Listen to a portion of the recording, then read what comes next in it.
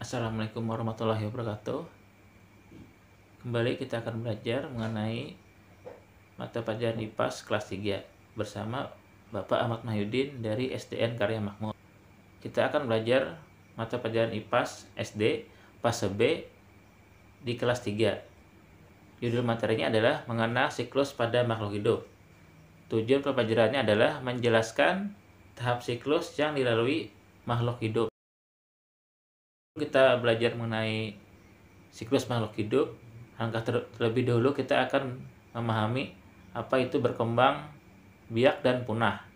Makhluk hidup harus berkembang biak agar dapat mempertahankan keturunan atau jenisnya di muka bumi. Apa yang terjadi jika makhluk hidup tersebut sedikit keturunannya? Tentu makhluk tersebut akan mengalami kepunahan. Contoh salah satu hewan yang punah adalah burung dodo. Siklus hidup. Siklus hidup adalah rangkaian perubahan pada semua makhluk hidup. Siklus artinya putaran kejadian yang berulang-ulang. Oleh karena itu, siklus digambarkan seperti sebuah lingkaran. Nah, terlihat pada gambar adalah contoh siklus pada ayam. Telur akan menetas menjadi anak ayam, kemudian anak ayam akan tumbuh menjadi ayam kecil, kemudian ayam kecil setelah beberapa waktu akan tumbuh menjadi ayam dewasa. Kemudian ayam betina akan bertelur dan menetas menjadi anak ayam kembali. Berikutnya adalah siklus hidup manusia. Manusia juga memiliki siklus hidup.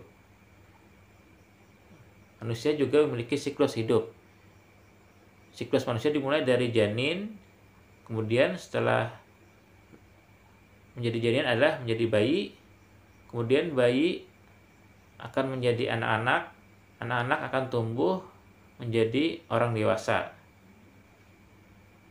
Berikutnya adalah siklus hidup hewan.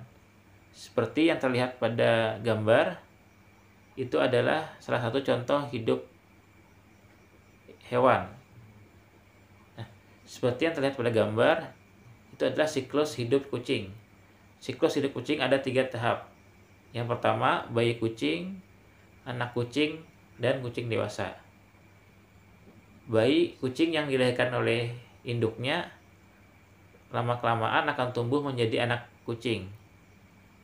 Anak kucing sendiri setelah melewati beberapa waktu akan tumbuh dewasa menjadi kucing dewasa.